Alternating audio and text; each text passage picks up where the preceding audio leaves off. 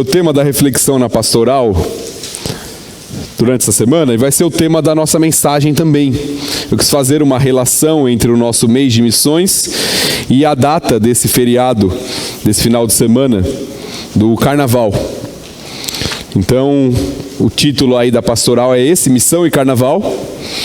E o texto, que não vai ser o texto que nós vamos pregar, nós vamos usar outro texto, o texto que foi lido, mas o texto da pastoral é Filipenses 2,15, que diz assim: para que vos torneis irrepreensíveis e sinceros, filhos de Deus inculpáveis no meio de uma geração pervertida e corrupta, na qual resplandeceis como luzeiros no mundo.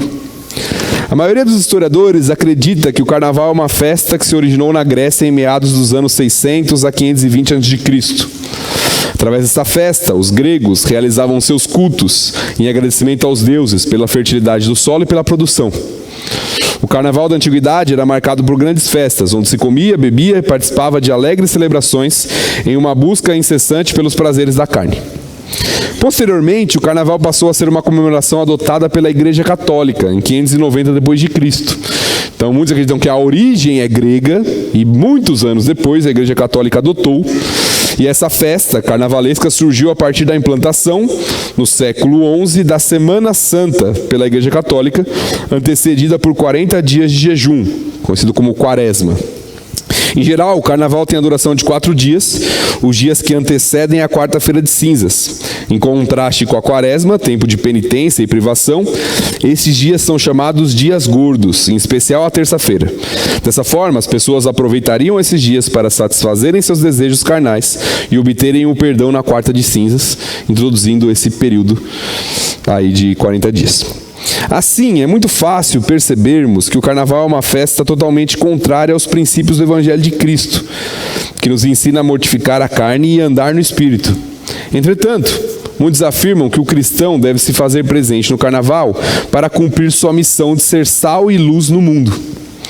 Porém, como Paulo destaca no versículo citado, que nós lemos aí, Filipenses 2,15, resplandeceremos como luzeiros em um mundo que está em trevas por meio da distinção e não da semelhança e participação conjunta. Somos chamados para sermos irrepreensíveis, sinceros e inculpáveis, demonstrando Cristo através da diferença de vida que ilumina uma geração pervertida e corrupta. Assim, a verdadeira vida não está em ceder aos desejos da carne e fazer o que bem entender, mas em matar os próprios desejos pecaminosos, vivendo para agradar ao Senhor. Portanto, meu irmão, cuidado com o que você verá e fará neste Carnaval. Cuidado com a influência que essas coisas trazem sobre você e sua família. Cuidado para que a sua carne não seja satisfeita, mas sim o seu Senhor. Que Cristo seja evidente em sua vida nesse Carnaval. Então essa foi a reflexão, a pastoral da semana. E o intuito dessa pastoral é justamente trabalhar esse aspecto de como nós fazemos a diferença no mundo. Como nós cumprimos a nossa missão no mundo. Então muitos afirmam e muitos têm a ideia de que a igreja ela deve estar presente no mundo, ela não deve se isolar. E isso é verdade em certo aspecto. Nós não somos chamados a viver isolados, como alguns pensavam na antiguidade, em grupos isolados, em monastérios, não se relacionando. Nós estamos no mundo, mas o Senhor Jesus Cristo nos diz também que nós não somos do mundo e que a grande diferença que a igreja faz no mundo não é por meio de ser semelhante, mas é por meio da diferença. Ela está lá, mas seu procedimento é distinto. É diferente e isso resplandece. É o argumento de Paulo no texto lido aqui. Vocês vão resplandecer como luzeiros, certamente se lembrando das palavras de Cristo, lá no Sermão do Monte, de ser sal e luz do mundo. Vocês vão resplandecer como luzeiros no mundo que está em trevas. Então a diferença é clara. A distinção é nítida. Por isso que Paulo fala de santidade, irrepreensibilidade, inculpabilidade. Vocês devem ser totalmente distintos do que há aí fora. Vocês devem ser diferentes e aí farão a diferença. Porque se você for igual, que distinção há? Jesus faz essa pergunta também no Sermão do Monte. Que diferença há se você ama aqueles que te amam? Os gentios, aqueles que não conhecem a Cristo, fazem o mesmo. A diferença está se você ama o seu inimigo. A diferença está se você age diferente das pessoas que estão aí. Então nós queremos refletir nessa noite sobre essa missão através da diferença. Sobre essa missão em meio a um mundo que está sendo direcionado pela carnalidade, pela vida contra o Senhor. E eu quero começar com uma reflexão rápida antes de irmos para o texto que já foi lido, que é bem conhecido. Na verdade, eu juntei 2 textos aqui para nós fazermos a nossa reflexão. Na verdade, eu não juntei, os textos estão juntos. É que nós separamos, geralmente. Para fazermos uma reflexão aqui no finalzinho do capítulo 11 e no comecinho do capítulo 12 de Romanos. Mas, para você, qual que é o maior problema com relação ao cristão, ou à visão cristã do carnaval? Por que um cristão não deveria participar do carnaval? Eu alistei, para não abrir muito aqui por causa do nosso tempo, eu alistei 4 coisas para refletir com os irmãos aqui, tá bom? A primeira é a sensualidade, a nudez exposta e a imoralidade. Todos concordam com isso? Esse é um problema, biblicamente falando, e muito presente no carnaval. O segundo é o incentivo a relacionamentos descartáveis e a ausência de compromisso. O terceiro, a ausência de controle, manifesto por meio de bebedices e de outras práticas. E por fim, o foco na satisfação dos desejos pecaminosos. Eu tentei listar 4 áreas aqui, em que nós olhamos e é muito claro nas Escrituras que elas são problemáticas a uma visão de mundo cristã da vida. Mas eu quis trazer algumas reflexões para nós. Porque eu creio que, no geral, nós entendemos isso. E acho que ninguém foi para bloquinho de carnaval. Assim espero. Nesse final de semana, e nem está se planejando para ir, na segunda ou na terça-feira. Mas nós temos que tomar o devido cuidado. Porque às vezes esses mesmos princípios, eles estão presentes na nossa vida e a gente não percebe. Essas mesmas coisas, talvez de maneira mais sorrateira, elas adentram a nossa realidade sem percebermos. Então, se o primeiro problema que nós falamos é da sensualidade, da nudez exposta, da imoralidade, isso não se dá apenas no carnaval ou na festa do carnaval. Nós precisamos entender que roupas, adereços que expõem e chamam a atenção ao corpo, séries, filmes e programas de TV que incentivam a nudez e o sexo fora dos padrões divinos estão totalmente presentes na nossa realidade. E às vezes é fácil nós olharmos para o carnaval e falarmos: essas pessoas, o mundo está perdido, olha lá. Mas às vezes a gente esquece de olhar para aquilo que a gente assiste no nosso dia a dia, para a forma como a gente se veste muitas vezes no nosso dia a dia, porque a mesma realidade ela é exposta. A diferença é a intensidade e a forma como ela se faz presente. Se nós falarmos de relacionamentos descartáveis, de ausência de compromisso, assistir e apreciar programas de TV que incentivam isso, eu acho que eu nem preciso citar os nomes dos programas, mais uma série de novelas, reality shows, séries que incentivam esse tipo de realidade. Acostumar-se com o ficar, com músicas que destacam a sensação do momento e o desejo de estar com alguém sem nenhum compromisso. Nós estamos alimentando a nossa mente com as mesmas coisas. Bebedeira ou ausência de controle, o domínio de jogos, alimentos ou qualquer entretenimento sobre sua vida. Ser dominado por algo, deixando de fazer o que se espera.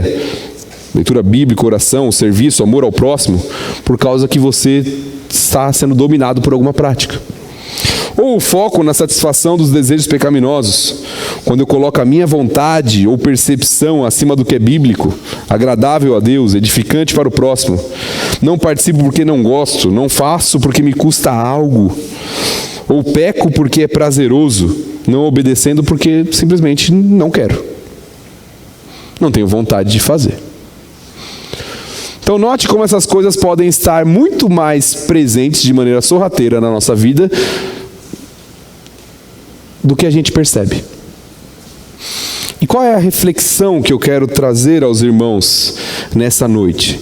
Se nós somos chamados para vivermos a nossa missão, a uma vida transformada, a uma vida diferente, como isso acontece? Não só na prática, no comportamento, mas a partir do nosso coração. Como eu consigo viver uma vida diferente?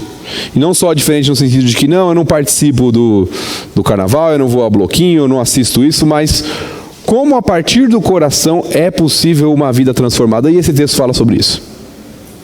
Paulo vai concluir lá no versículo 2 de Romanos, falando sobre transformação de vida. Mas ele começa antes, nos ensinando como esse processo acontece. Então volte lá, sua atenção, abra sua Bíblia novamente lá em Romanos 11, a partir do capítulo 11.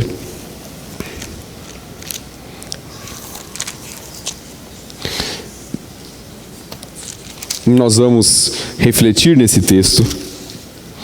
Eu quero rapidamente, bem rápido, porque esse texto é bem conhecido. Certamente você já ouviu mensagens, principalmente no capítulo 12, 1 e 2, mas nesse texto. Te situar um pouquinho na carta. Paulo escreve aos Romanos, e ele coloca isso lá desde o começo. Seu objetivo em escrever essa carta é mostrar a justificação pela fé em Cristo. Que nós somos justificados pela fé. Lá no capítulo 1 ele já mostra isso, que o Evangelho é o poder de Deus para a salvação de todo aquele que crê, não só do judeu, mas também do grego, do gentil, porque o justo viverá por sua fé.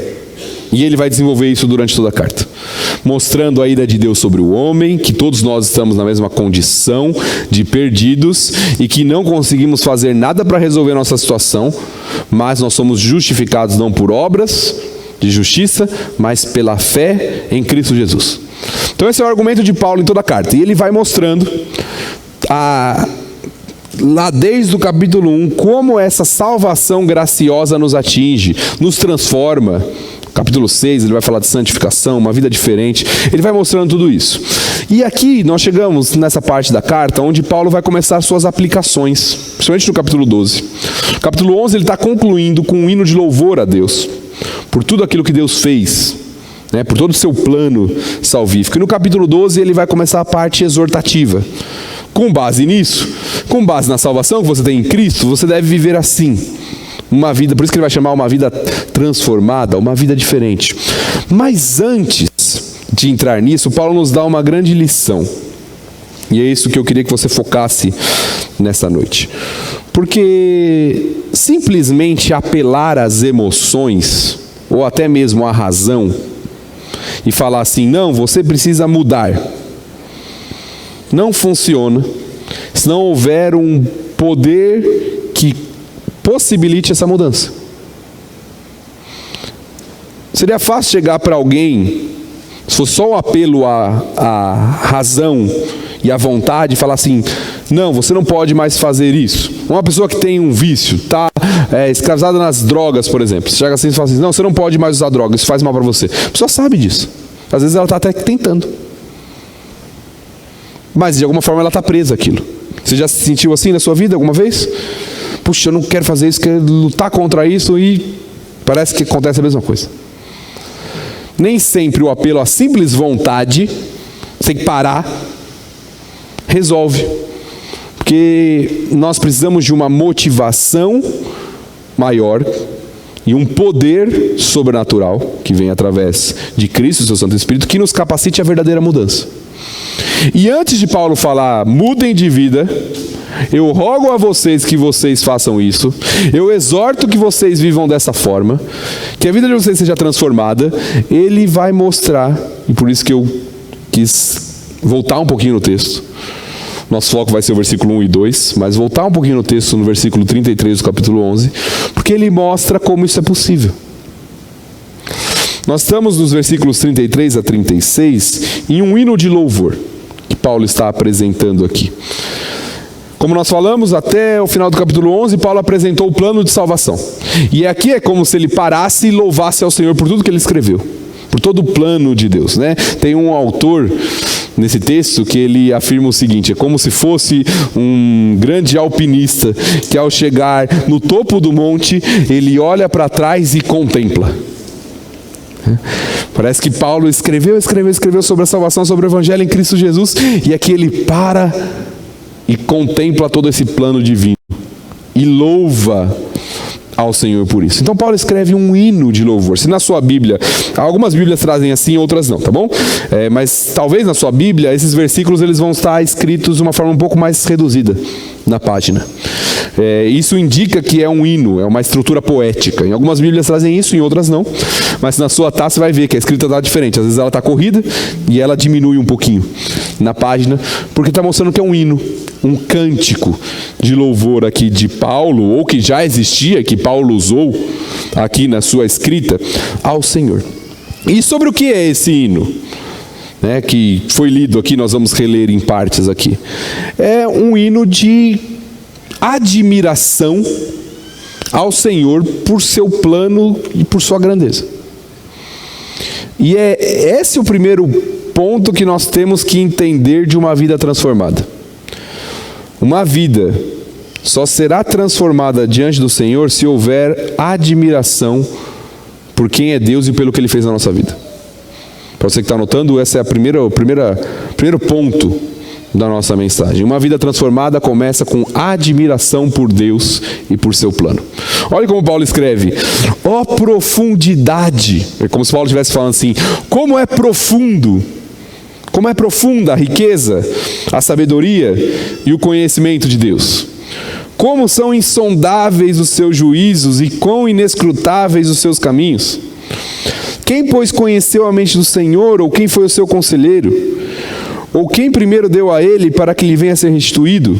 Porque dele, por meio dele, para ele são todas as coisas, a ele, pois, a glória eternamente. Amém.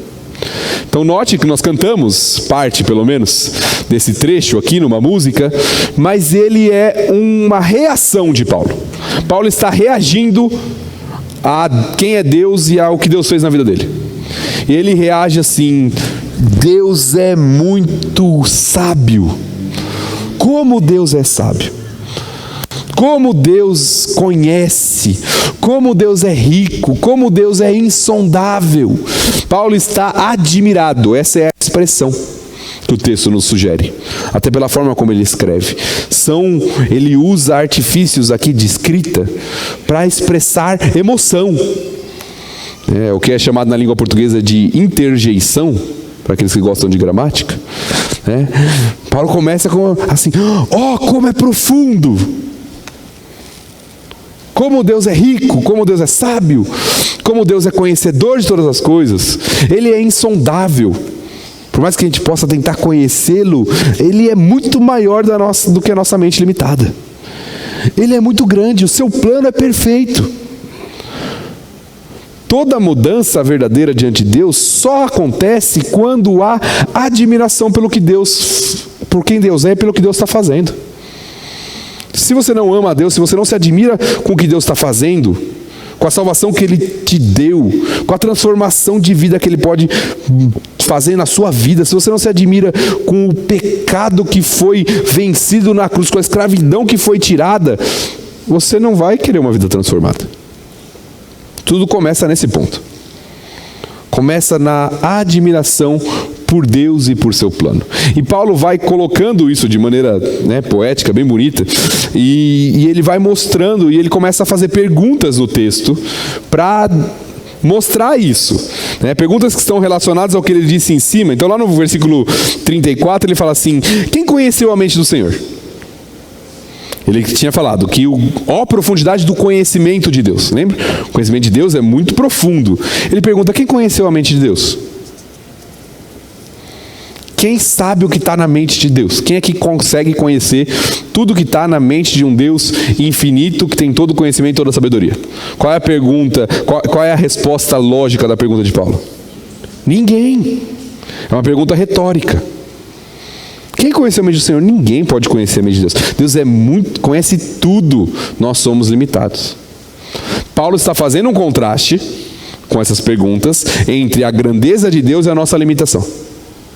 E ele está usando citações do Antigo Testamento. Se na sua Bíblia tem alguns marcadores aí, vai mostrar. Ele vai citar Isaías, ele vai citar Jó. Lembra daquelas perguntas que Deus faz para Jó? Quando Deus está confrontando Jó lá no final do livro? Bom, me diga, você que é todo sábio, me diga então. Começa a fazer perguntas para Jó. E aqui são as perguntas que Paulo vai fazendo para a gente. Quem conheceu a mente do Senhor? Quem foi conselheiro de Deus? O Deus que tem uma sabedoria profunda, profundidade da sabedoria. Quem aconselhou Deus? Quem chegou para Deus e falou, não, acho que é melhor assim. Eu sei que às vezes a gente faz isso, né? O Senhor coloca uma situação na nossa vida e a gente fala assim, não, Senhor, acho que o Senhor se enganou. Desse jeito aqui seria melhor. Paulo aqui está falando, quem pode aconselhar Deus? Se Ele tem toda a sabedoria. Quem precisa de conselho somos nós. Somos aconselhados pela palavra dEle. Mas quem pode aconselhar Deus? Quem primeiro deu a Ele para que Deus tenha que devolver? Ou seja, Deus está devendo para quem? Se Ele é profundamente rico, as relações que Ele está fazendo, a profundidade da riqueza, quem primeiro deu para Deus, para que Deus tenha que devolver agora? Quem pode virar para Deus e falar assim, Senhor, agora eu quero, me restitui, eu quero de volta o que é meu, né? Como diz uma música.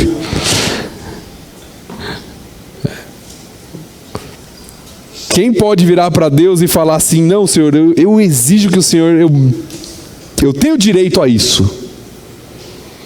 Paulo está falando, ninguém pode fazer isso, apesar de existir essa prática em nossos dias, em alguns contextos.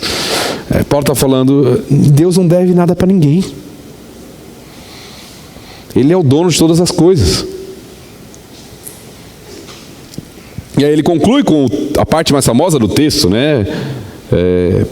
Tudo é dele. Tudo é por meio dele. Tudo é para ele. Por causa disso, a ele a glória para sempre. Amém. Então, o que Paulo está mostrando nessa primeira parte do texto é que uma vida transformada, que é o que o capítulo 12 vai mostrar, começa com uma vida que admira o Senhor e o que Deus está fazendo. Se você quer viver diferente, o primeiro passo é admirar o que o Senhor está fazendo. Admirar quem é o Senhor, como Ele é grande, como Ele é rico, como Ele é sábio, como Ele conhece todas as coisas, como Ele é insondável. Entender que tudo é dEle, tudo volta para Ele, nós existimos para Ele, para a sua glória. É só assim que uma vida transformada vier. Só assim que uma vida transformada acontece. Porque não é só o comportamento. Nós trabalhamos muito na área comportamental, fazemos isso, principalmente em educação de filhos. Isso aqui você pode, isso aqui você não pode. Mas se não houver o motivo que gera a ação, nós estamos criando e educando os fariseus, que vão fazer o que você pede na sua frente, mas que não tem um coração voltado para isso. Isso é um perigo no contexto da igreja. Não estou falando de crianças agora mais, estou falando de adultos. Isso é um perigo no contexto da igreja.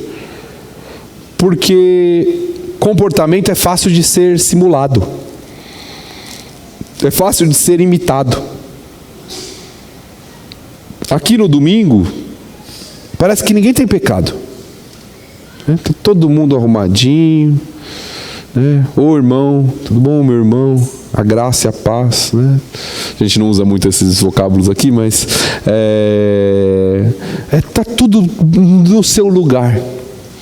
O comportamento é o esperado, é o adequado ao contexto. Mas nem sempre o comportamento revela o que está no coração. Por isso que Cristo, ao ser bem duro com os fariseus, em diversos momentos, ele falava assim, por fora vocês são como belos sepulcros, que estão bem arrumados, mas por dentro toda espécie de imundícia há. Isso é um choque para a realidade daquela época, porque para nós já temos essa conotação, fariseu é o hipócrita. Naquela época não. Naquela época fariseu era o modelo a ser imitado, o líder religioso da sua época. Então quando Jesus fala isso é um choque, para aquela sociedade. Porque aquelas pessoas que as pessoas falavam assim, eu queria ser que nem ele. Jesus está falando assim, ó, que vocês admiram, é só por fora. Porque o comportamento exterior, ele é fácil de ser simulado. Se bem controlado, se bem arquitetado, planejado, ele pode ser controlado. Mas uma vida diferente, transformada verdadeiramente a partir do coração e não simplesmente pelo exterior, ela só é possível quando nós entendemos quem é Deus e o que Deus está fazendo. Por isso que Paulo louva ao Senhor antes de exortar aqueles irmãos. E aí nós vamos para o foco da nossa atenção, que são os versículos 1 e 2 do capítulo 12 de Romanos, que aqui Paulo começa a sua exortação. E ele diz assim no versículo 12, rogo-vos, ou exorto a vocês, pelas misericórdias de Deus, que apresenteis o vosso corpo por sacrifício vivo, santo e agradável a Deus, que é o vosso culto racional. O que Paulo está pedindo para os irmãos aqui? Qual que é a ordem? Qual que é a exortação? Roga o quê? O que ele pede para eles? Não, esse é o motivo. O que ele pede para eles? O que eles devem fazer? Oferecer, apresentar, que envolve santificação, irmã Elda. Apresentar o corpo, a vida, por sacrifício diante de Deus. Mas como a Lúcia anotou bem aqui, o motivo, ou a motivação para isso, são as misericórdias de Deus. Eu rogo, eu exorto, pelas misericórdias de Deus. Pergunta, que misericórdias são essas? Todas as misericórdias que ele apresentou do capítulo 1 ao 11.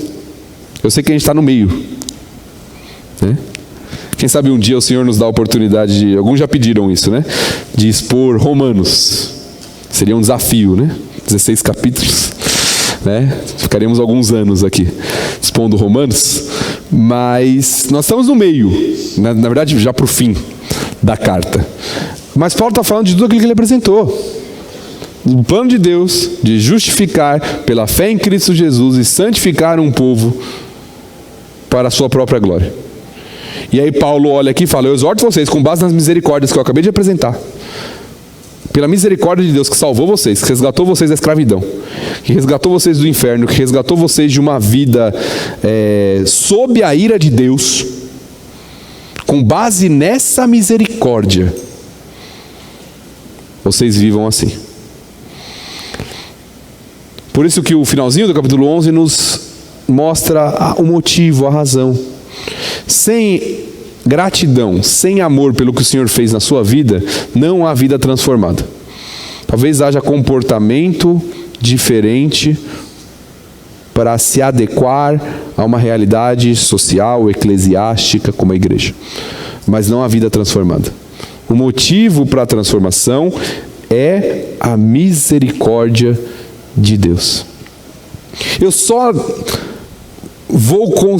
não vou desejar assistir os programas de TV que nós falamos lá, que estão mostrando relacionamentos superficiais, pessoas expondo seu corpo. Eu só não vou desejar isso se eu entender que Deus já me livrou disso, e que eu não amo isso, e que eu entendo isso por outra perspectiva. Eu só não vou ser controlado, dominado por um entretenimento, um alimento, qualquer coisa que seja na minha vida, um relacionamento, quando eu entender que Deus já me libertou disso e ser grato por isso. Entenda que a transformação começa quando eu entendo quem Deus é e do que Ele já me livrou. Senão eu vou continuar amando essas coisas, porque eu continuo escravo delas. Eu vou continuar escravo dessas coisas. E não adianta só falar, não pode, não deve, porque se não houve a transformação interior, a pessoa está escravizada àquilo. Então Paulo fala, com base na misericórdia. Você é alvo da misericórdia de Deus? Você já foi salvo em Cristo Jesus? Então Paulo está falando isso aqui para você. Se não, Paulo não está falando para você. Entenda isso. o motivo, a base é a misericórdia de Deus. Se você não foi alvo da misericórdia de Deus ainda, se você não é salvo, se você não conhece o Evangelho, Paulo não está falando isso para você. Porque senão ele está criando meros fariseus.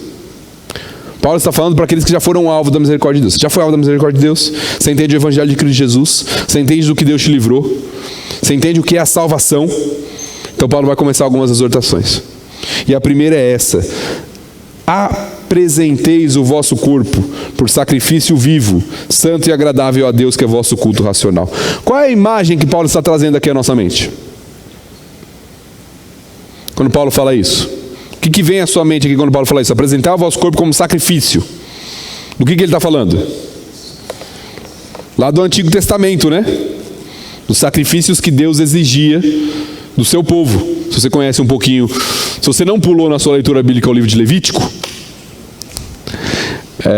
lá apresenta uma série de sacrifícios que Deus exigia do seu povo, tanto de animais, principalmente de animais, quanto outros tipos de sacrifício, né, de grãos, de cereais, que também eram aceitos, mas principalmente os sacrifícios de animais, que eram uma imagem, um símbolo do verdadeiro sacrifício que viria em favor do povo de Deus, que era o sacrifício do Messias, do Senhor Jesus Cristo. Por isso nós não fazemos mais sacrifício hoje, porque o sacrifício do Antigo Testamento era só um símbolo para apontar para o verdadeiro sacrifício que fez isso definitivamente pelos nossos pecados, que é Cristo. Por isso que Cristo é chamado de o Cordeiro de Deus. É o sacrifício definitivo em nosso favor. Agora Paulo volta a essa imagem do sacrifício. Ele fala: com base na misericórdia de Deus, Deus exige um sacrifício de vocês, e não é mais o sacrifício de animal. Não é mais o cordeiro que você vai pegar e levar até o templo diante do sacerdote para ser entregue como um símbolo da purificação dos pecados. Não, não é mais isso. Agora o sacrifício é outro. O sacrifício é você. É isso que Paulo está falando. Eu rogo, eu exorto, com base na misericórdia de Deus, misericórdia que Deus teve da sua vida, que você apresente a sua vida. Ou o seu corpo, mas a ideia aqui não é corpo só no sentido de corpo físico, mas a sua vida como um sacrifício vivo. É o primeiro ponto que ele coloca aqui. Não é entregar a sua vida no sentido de você morrer, tirar a sua vida. Não, Cristo já morreu para nos salvar. O sacrifício que nós entregamos é vivo, através de uma vida distinta. Alguns autores dizem que é mais fácil morrer por algo do que viver por algo. Se você morre uma vez só e acabou. Viver é todo dia. E Paulo está nos chamando aqui a uma vida entregue, a uma vida apresentada diante de Deus, um sacrifício vivo. Isso acontece todo dia. Esse sacrifício, além de ser vivo, tem que ser santo. E aí também Paulo volta à imagem lá do Antigo Testamento, porque o cordeiro que era apresentado como sacrifício não podia ter defeito. Era sem mácula, sem defeito. E aqui Paulo nos chama a um sacrifício de uma vida santa. Não significa que a gente não vai ter mais erro. Todos nós pecamos. Paulo argumenta isso também aos romanos aqui.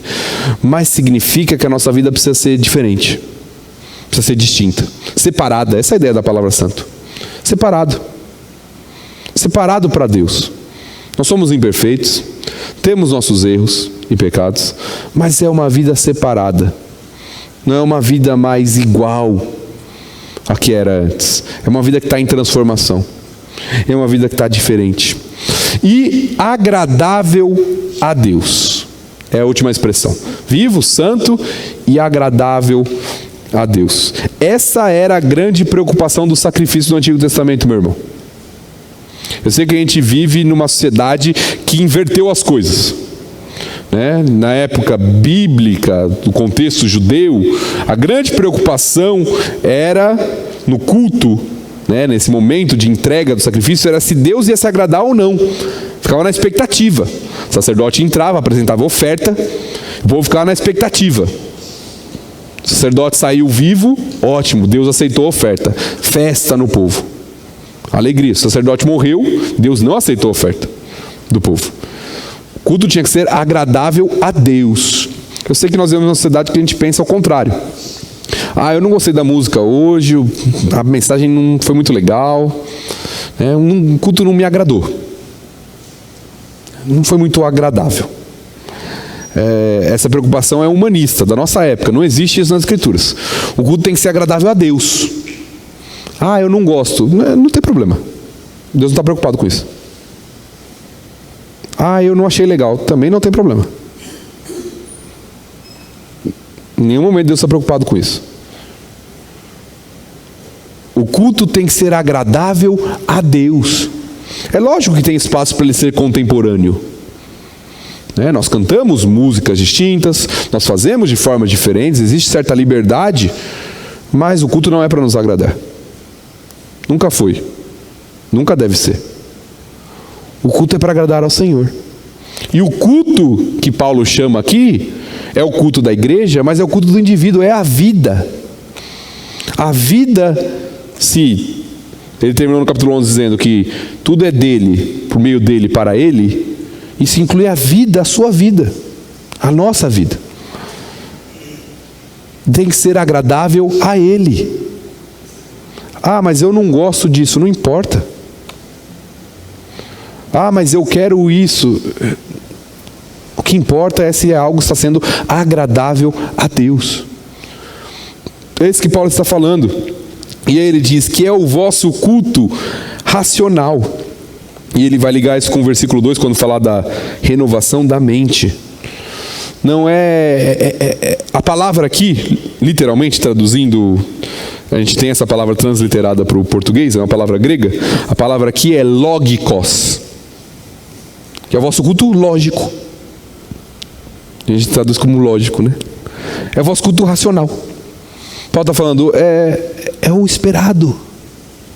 Se você você era condenado ao inferno, separado de Deus, escravo dos seus pecados, condenado à eternidade sem Cristo, sofrendo para todo sempre.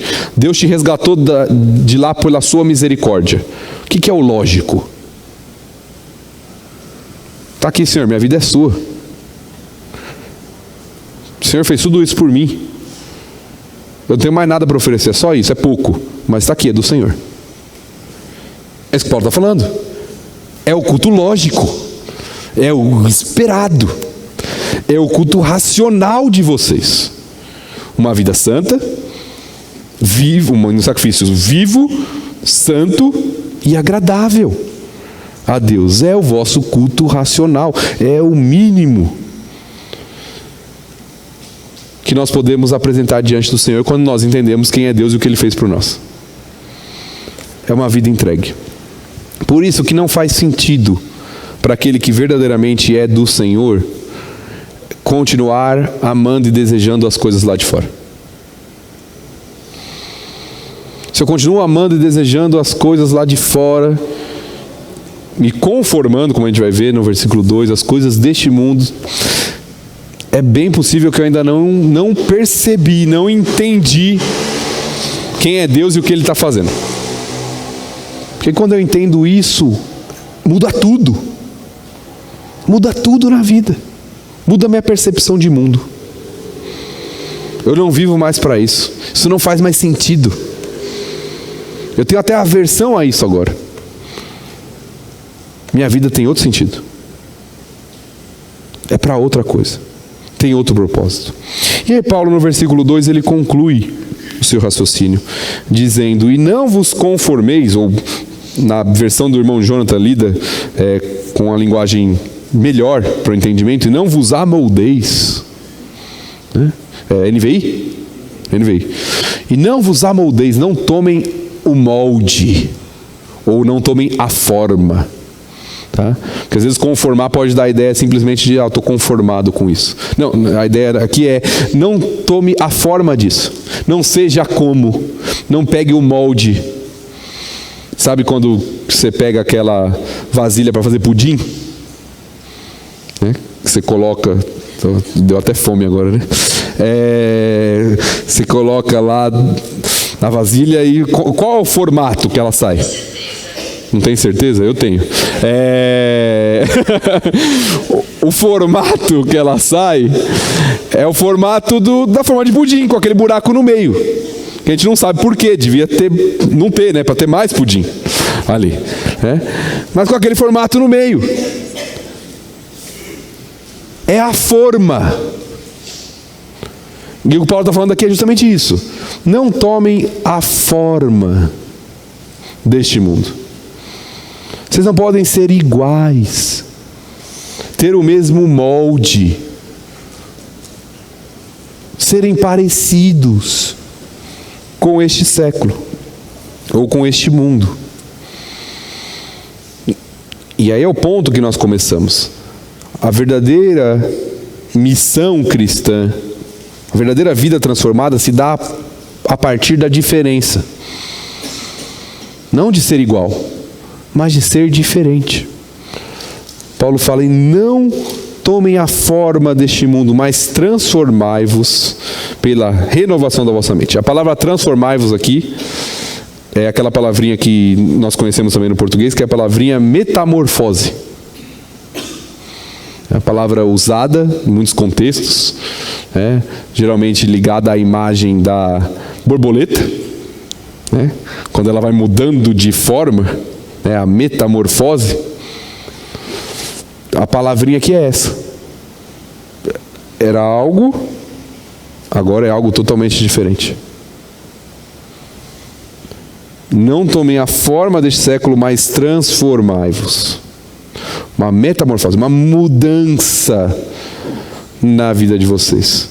E essa mudança se dá pela renovação da vossa mente. É o que Paulo escreve. E aqui tem algo muito importante.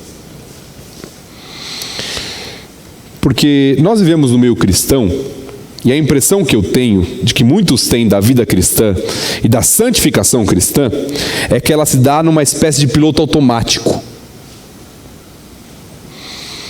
Eu vou na igreja, eu me tornei cristão e Deus vai transformar a minha vida. Eu simplesmente espero isso acontecer.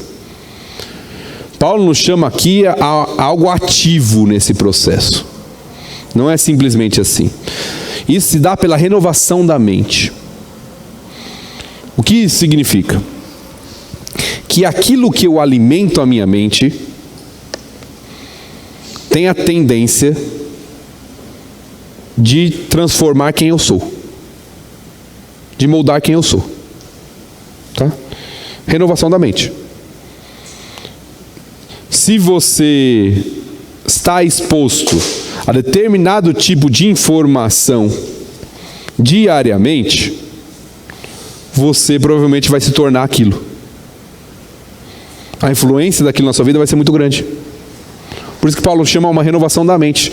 Por isso que insistentemente você vai ouvir os pastores, professores de escola bíblica, líderes da igreja falar para você: você tem que ler sua Bíblia, seus pais, né? Você tem que orar, você tem que ler sua Bíblia, você tem que servir ao Senhor, você tem que estar com o povo de Deus, você tem que ir lá na igreja. Por quê? Porque isso é um processo que está renovando a nossa mente com as verdades da palavra de Deus. Tem vários textos da Bíblia que vão chamar a isso. Pensai nas coisas lá do alto, não na situação aqui da terra.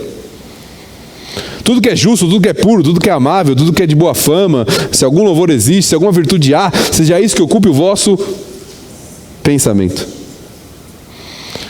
Vos despojeis do velho homem, vos renovais no espírito do vosso entendimento, e vos renoveis do novo homem. A batalha está aqui, meu irmão. A batalha para uma vida diferente, transformada, está aqui. Se você alimenta a semana inteira um monte de porcaria que não tem nada a ver com Deus, que não tem nada a ver com o Evangelho, com os valores de Cristo, você vai se tornar isso. Algumas coisas parecem inofensivas, mas elas não são. Boa parte do que acontece hoje nas nossas famílias, na sociedade, com relação ao casamento, de relacionamentos descartáveis, de adultério, de divórcios aos montões, acontece porque nós fomos moldados e criados numa visão de casamento hollywoodiana. Nós alimentamos isso. E nós achamos que casamento é isso. E as meninas estão buscando encontrar um príncipe encantado. E os meninos estão buscando alguém que vai satisfazer os seus desejos, os seus prazeres. E quando eles enfrentam a realidade do casamento e notam que nem tudo é um mar de rosas, apesar de eles terem sido inculcados, ensinados pelas músicas, pelos filmes, pelos desenhos, pelas redes sociais, pelo qualquer coisa que seja, que isso é o casamento, eles logo desistem do casamento.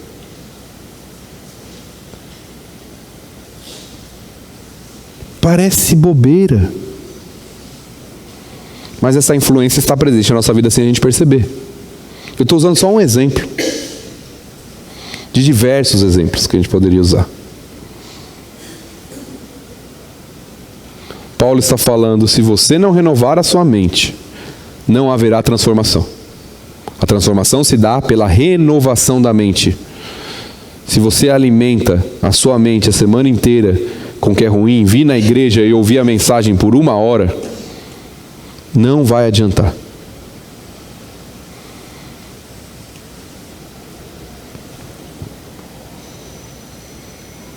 Por isso a chamada das Escrituras aos pais, no geral, ao cristão, é de inculcar na mente, é de repetir, é de constantemente, é de orar sem cessar, é de ensinar a amar ao Senhor, andando pelo caminho, ao sentar, ao levantar, ao dormir, ao acordar. É constante. Se não há renovação da mente constante, não há vida transformada. Paulo diz que transformai-vos pela renovação da vossa mente, para que experimenteis. E aí ele já dá o resultado. A vida entregue, apresentada diante de Deus. Uma vida que não toma forma deste mundo, mas que é transformada. Qual é o resultado?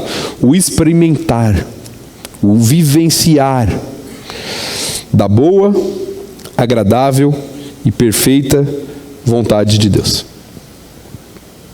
Uma vida transformada, com a mente renovada, pode experimentar a boa, perfeita e agradável vontade de Deus.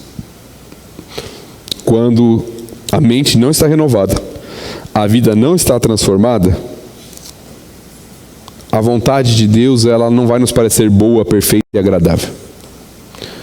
Vai ser o contrário disso. Porque o profeta Jonas fugiu e não quis ir para Nínive? Porque ele sabia a vontade de Deus e ele não queria. Ele não queria fazer. Ele sabia o que Deus faria.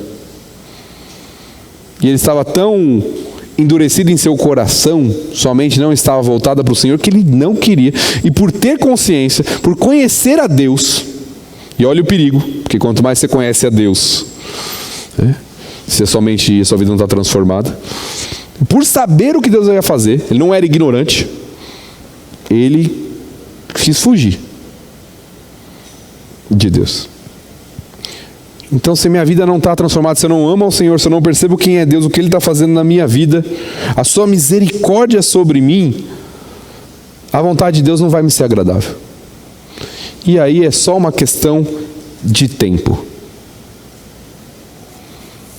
A não ser que a misericórdia de Deus atue novamente e transforme, é só uma questão de tempo para estar cada vez mais distante do Senhor.